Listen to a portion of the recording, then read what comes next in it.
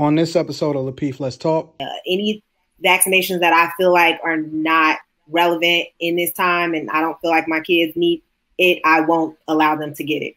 I'm very vocal about that, even in the hospital. So, I mean, with their doctors, and they're familiar with me by now because they've been, doing my kids for years. If you guys are just joining us, welcome to Lapeef, Let's Talk. Appreciate you guys for tuning in. Our next topic is going to be, are you getting the vaccine? Are you getting the COVID-19 vaccine? That's been a hot topic right now. Yeah, let's just answer that now. You ain't even got to get an intro, man. Let's just, get right to it, man. We know what it is. Nick, We've been in the house. We've been waiting on this for how long? You getting it? Hell no, man. I thought you was leading I just up like wanted you was to say gonna get that. it. That's all. I was channeling Martinism, but that's all. Okay, I would care to hear why you're not getting it. You know what? I'm gonna exercise my black card with this.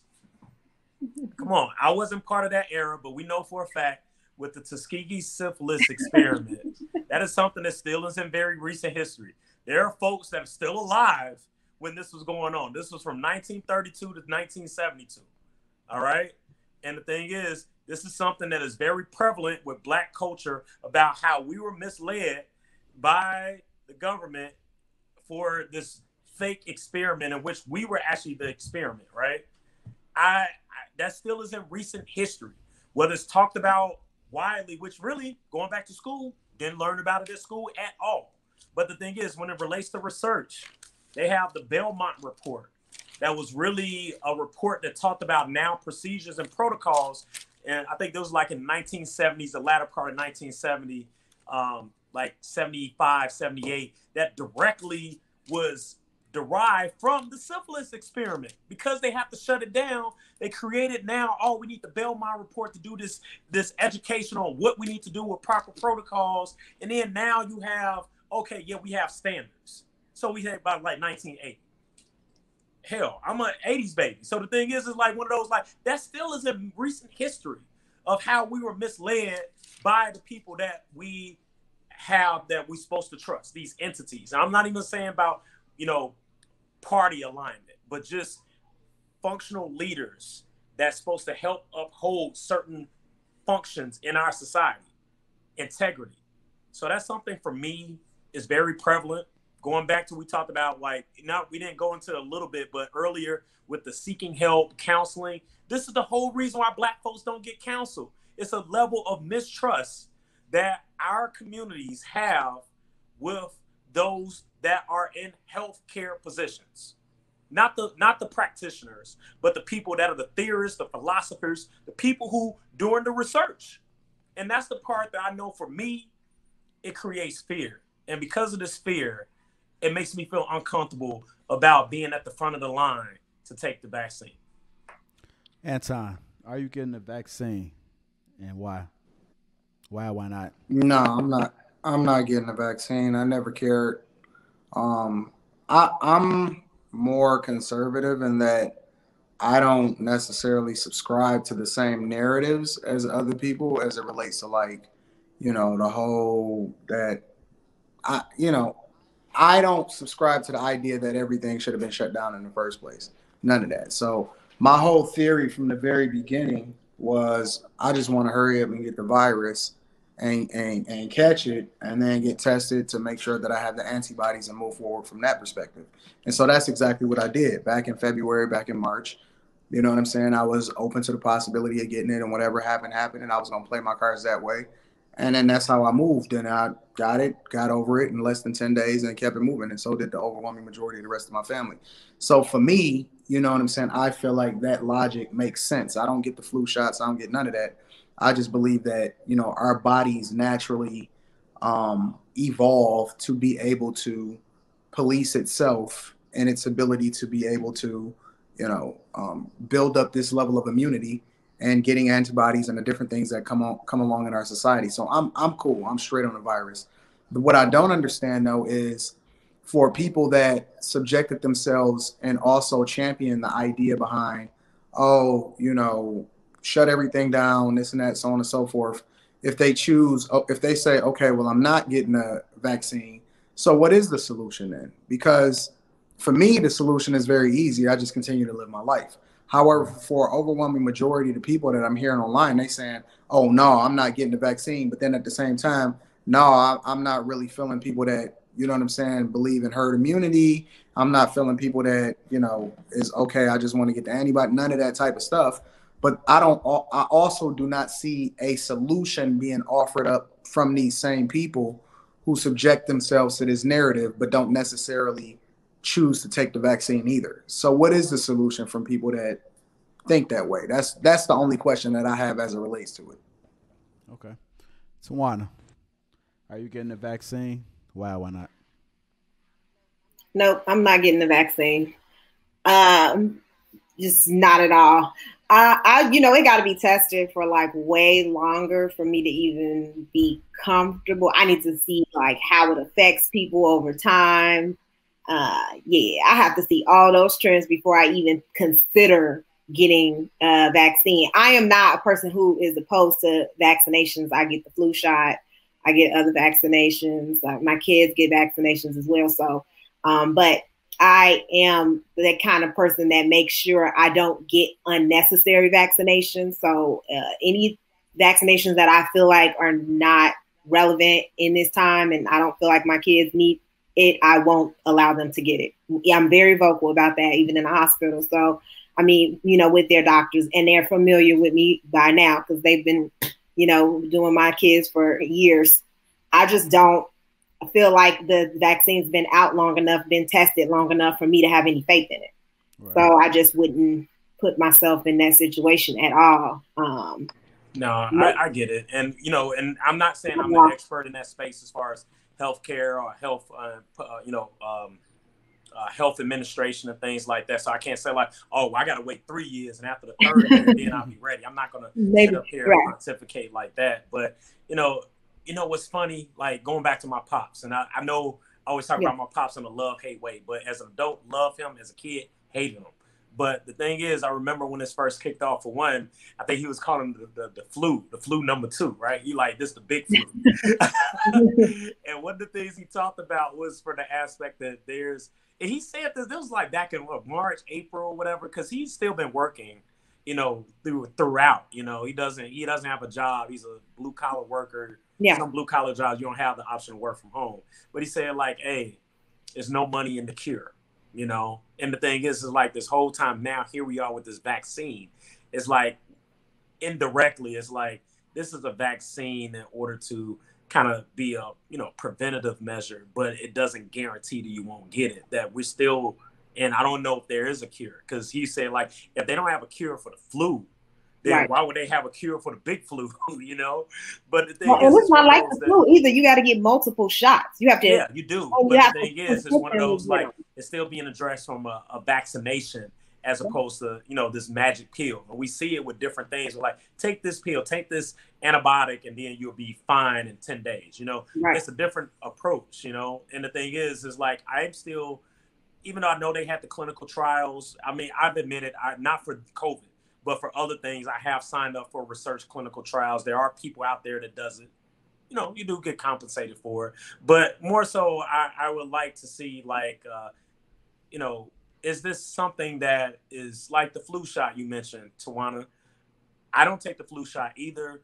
Anton mentioned you don't take flu shot, but you do. Yeah, I do. So it's like, but I feel more trusting of knowing that I have the autonomy to make that decision, right? Right. And that's the part where I'm still more so, I know I'm taking this in a little bit different direction, but I'm more so curious as to how is this going to be distributed? Is this truly would be an option for us as citizens of the U.S. to opt to say like, yeah, I want to go in and get vaccinated? That's cool. That makes me feel that I'm in control of my own health. But if you're going to mandate me to get a vaccination, that's the part where I haven't heard that language yet, but I'm more so waiting back to see. I hear it. That part. It's coming. Yeah, I hear it. It's going to be almost impossible for you to return to work or do normalized, things without. So are we marginalizing people because of this? Yeah. That's the thing. Like, this is the implications of this, where we're talking about the, something that relates to our health, but We see this happen in city and state and governmental agencies. We see this happen in education, right? How many tests do children have to take before they're able to go to school, right? Mm-hmm. So is this going to be one of those tests that we target audience right. of students and employees that have employers that are part of a city, state, or governmental agency, that in order for you to return, you have to take this vaccination. Yep. And I know that's slightly different than where you were coming from, Anton, but I mean, it's a little bit of a dovetail of what you were saying, like, hey, you know, what is the most applicable approach? I'm not saying you or any of us have the answer, but I still have unsolved items with this whole pandemic that I would still rather wait and see how this plays out. Well, your kids can't go to school now if they don't get certain vaccinations. I mean, you can. Right. So what makes COVID-19 different? What makes it different if they have to get other vaccinations? You can opt out of some, and you can sign a waiver that says, hey, you know, but there's some that are mandated. And if they don't take those, then they're not even allowed inside the school building. So COVID could possibly become that. Hey, I want to, Anton, you could tap in on this, but I really feel like you hit on another point that's not necessarily about the vaccine, but it's like, you know, for anyone listening, we know it. You know, we all have a level of intelligence. You can't have it both ways. It's like you can't, you know, not do something.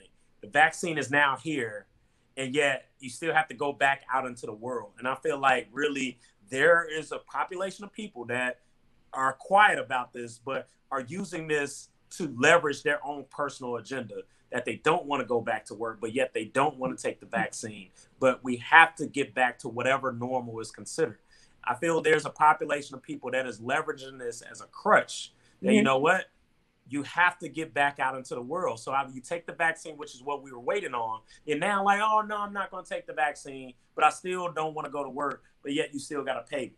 That's the part where I'm interested to see how this is going to play out going into 2021 on what happens with the people that are employees. I know you're exempt from that, Anton. But the thing is, for those that have an employer, I need my check. Am I going to be willing to play nice in the sandbox with my employer? Yeah. They can't mandate it.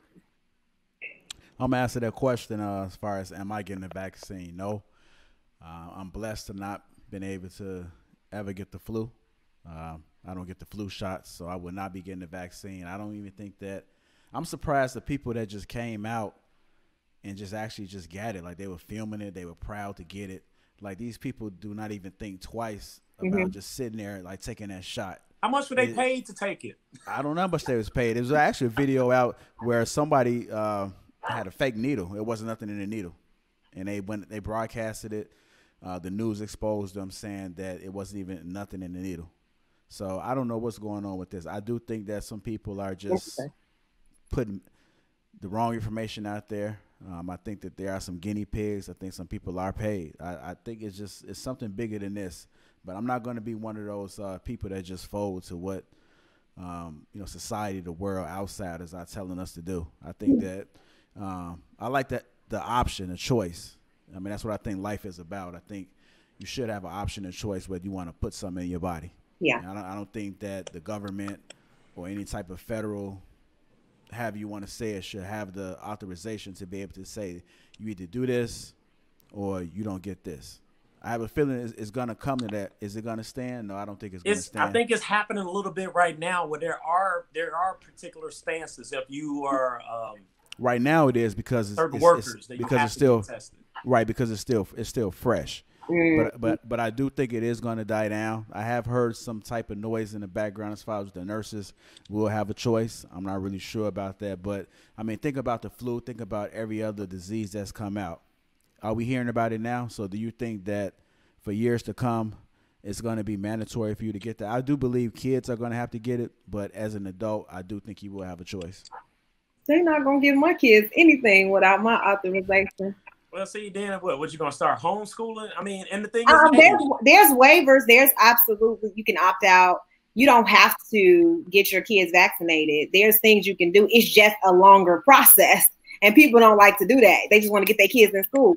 But if you really want to fight and say, look, I don't want my kids to be vaccinated, and these are the reasons why. And you know what's one of those, like, you know what's funny? And this is like, now I'm going off the cuff with this, but you know what's funny? Like, people are so fearful, right? So like you said, Anton, you got it. You went through it. Your body, based on whatever variables, you have the antibodies in order to combat it. Here you are with us on the show. But yet, people, again, try to have it both ways. You don't want to go to work, but yet you want to go to the grocery store almost every other day because you're tired of being in the house. You're mad that there's a mandate, but yet you leverage that same mandate to not go to work. So the thing is, at the end of the day, you get paid to do a job. I don't care how, and I know that I'm more about like choice and us being what's righteous and what right and equity and all of that, but we still get paid to do a job. I cannot be the version of me without money. So I need to go make money. So the thing is, it's one of those that like we can't have it both ways. That I still want to make money at home, but yet I take that money and then I shop, I'm online, I don't feel like working, I don't want to turn on my Zoom camera, you know, all type of like just weird new norms that are being created each day because of the pandemic. So that's the part that's more of a social issue that I got. That's not necessarily governmental because you can't control behavior. But Anton, I think you're mentioning more so about the behavior from this whole pandemic that people are like, man, it's like the Wild West right now. And I don't know if you could corral it. I think that people create a narrative to support wherever it is that they're trying to accomplish. If you're the type of person that, because even if you look at it from the perspective of a governmental structure, right? A government is really just a representation or a reflection of the people that voted for them. So if you don't trust the government, that means that you don't even trust your own democracy, which in turn doesn't make sense because Democrats won the election. Joe Biden is the one that's supporting and championing it. Like, I don't understand how people flip-flop. I just want people to be consistent. Like, if you felt like, okay, well, I'm going to wait to get the vaccine or I'm going to wait till the vaccine come out because that was the narrative before the vaccine came out. Now the vaccine is coming out and people are like, I don't understand. I don't know how you can have it both ways. Either play your cards all the way out or don't play the game at all. But one way or another, pick a side. We live in a contradictory society and people playing both sides right now. And not just on this, on everything, but that's not today's topic. But I want to say that it's just a democracy. You don't have to. You can choose what you want to do. Just because that's the only thing. Agree with and the thing is, you mentioned about the pro-choice aspect. I believe you did, Anton. Where my only thing, like a variable of this conversation, is just I would like to know that, or not know. I would like to be to ensure that I have the choice to make versus this being a mandate. And I get that there are certain agencies in our society in which is more so of a very heavy-handed approach. But I think that's more so like, I know right now I'm not personally ready. Almost, and not to always say I compare what we talk about as human beings to like material objects, but just like a car. If I was to get like a brand new car that was created by BMW, that's a 2021, I usually will wait to the 2022 or 23 in order for them to work out before they recall some shit. So I mean, that's fair, but my thing is that you can't just choose what you want to do. That's the whole idea, is that, like, okay, you can choose, but at the same time, I want you to choose to also accept the consequences that come along with whatever decision that you make. And that's the problem that I have. It's not that people can't choose what they want to do, is that they also want to have the same benefits of the people that choose to do it the other way. Yeah, they getting the benefits of it, but then at the same time, they don't want to align with the consequences. No, I agree. Say it's somebody else's fault as to why they're in the circumstance that they're in. And that's unfair. I agree with that. And the thing is, even my wife, she continued to work throughout, right? So even, well, you know, minus the shelter in place, that was a state mandate. Outside of that, she continued to work. I want to say even during the state mandate, to be honest, I think she continued to work. For me, I don't mind working. Right now, I'm on a hybrid schedule, but I want to work.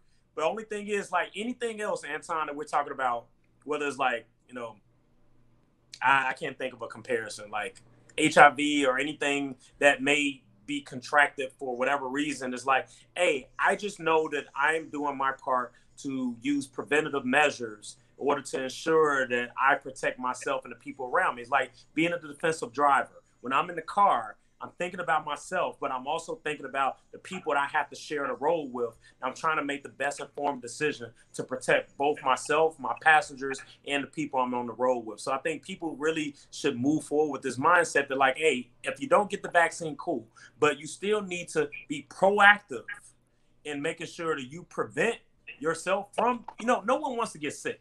Even if we remove the heightened feeling around COVID-19, but hey, some simple things we should do in order to ensure that we don't get sick. And if we get sick, we deal with it and we do the best we can. But I think that I can't just pray to the heavens and then just be like, oh, well, Lord, or whomever your higher power is, just protect me and put your shield over me. I get that, but we still need to be proactive with anything we do, with what we do on earth, in order to ensure that we're able to protect ourselves and our people that we love. Yeah. So, that's what I'm gonna do. Cause I ain't taking that vaccine, so I keep my mask on. For the people out there listening, just think twice, before you jump into getting that vaccine. Hey, wear a damn mask, man. Yeah. I don't mind wearing a mask actually, and keeping 6 feet. Hey, not touching it's normalized now. Think about it, like Eastern cultures have been wearing masks for years before it was the pandemic. So that's why I moved down here to Miami for the winter. We don't have that level of restriction that they have everywhere else, and I accept that, and I'm willing to deal with the consequences that come along with it. You know what's funny? That type of like environment makes me feel slightly uncomfortable though. Like, I'm not gonna lie. Like, whenever I see someone like just without a mask, not to say I'm the pandemic police, because I criticized them a few shows back. But the thing is, I have now, going back to conditioning, right? You be looking like product of my current environment being in Illinois. It's like, oh, hold on. Put your mask on. Our next door neighbors, Indiana, I've seen as a state, they don't wear masks frequently. So, or Wisconsin, and everyone else in the Midwest except Illinois seems to don't wear masks, except people from Illinois. So that's the only thing, which has nothing to do with what you're talking about, Anton. These are societal norms, which I always talk about, but this is something I know that I have now new norms that I feel uncomfortable with at this very moment. Me, I always get a shopping cart when I go in grocery stores, and I put it in back of me so people can't stand real close to me. Hey. Like, it's a norm for me. I stay far away, and I put the cart in back of me so you can't get close. And people be like, "What is she doing?" Hey, man, I strong arm the hell out of somebody. Like, hey, I do the Heisman on their ass. Like, give me my 6 feet. But I mean, it doesn't even make sense though, because like, do you disinfect the entire grocery cart before you start using it? Yeah. I mean, you do the inside of the grocery cart and all of the bottom and all of the whole thing. Hey, I'm not. My point though, I'm wiping down plastic bags and cardboard boxes. Like, yeah, do you disinfect the plastic bags that they put the groceries inside of? Because somebody put the plastic bags up there. Anton, no, but I mean, yeah, I agree. But see, you're talking to, again, level set group of people. There are people that don't do simple things as far as washing hands, Right. So the thing is like, I just doing what I feel comfortable in within my bare minimum of foundational things to be preventative. The thing is, if you go to the bathroom, you should wash your hands. I know for a fact there are people that I work with or have previously worked with that just don't wash hands, right? For whatever reason. I don't know if they're personal beliefs, religious, or just, they mother didn't raise them that way, like the previous show we was talking about. The thing is, all I can do is be in control of my own destiny, internal locus of control. So that's all I can feel comfortable with, and I stand on that. I could just control it. It's worked so far. I didn't get COVID, and I was in contact with people who had it, and I didn't get it. So I said, it's worked so far, so I'm going to keep on doing my thing. I'm not going to lie. Hey, Anton, I know we're going to wrap this up, JR, but I know this may disagree with your perspective, Anton, but like, hey, I've been wanting to work from home for years. Multiple employers I presented this idea, got shot down, right? So then now, guess what? Oh, it's back on the table. So I know for me, we all have an agenda, just a matter of knowing what it is. I am not complaining about the fact I finally have an employer that's willing to listen to me to say like, hey, you know, I could do this from home. I've said that for hell, I'm sure you have too. You do your job remotely right now. This is not new, but certain industries didn't allow it. Just no, we just don't, with no rationale. Right now, it's like, hey, there is an innovation as part of this. Because guess what? I admit I'm one of those people that like, I would like to now keep this on the table. Moving forward, post-COVID, they're like, hey, I should have some remote working options. So I'm just saying, this is something that slightly to my own benefit, but I think it may benefit both me and others because of the pandemic. There's a level of innovation on how we treat the workplace. It definitely benefited me. Hey, I can check emails at home. But I told them that years ago. But no, I got to check emails at work. Okay, cool. You know, since you employ me, fine. But right now, you can't. If I'm an employer, you're going to have to really put some guidelines in because you can't walk all this all the way back. I know for a fact I've been doing my job remotely for about a year now. And I've been productive. And I've been productive at it. Now, as far as some of my colleagues, I don't know. But that's something that will be for another conversation that has nothing to do with the vaccine.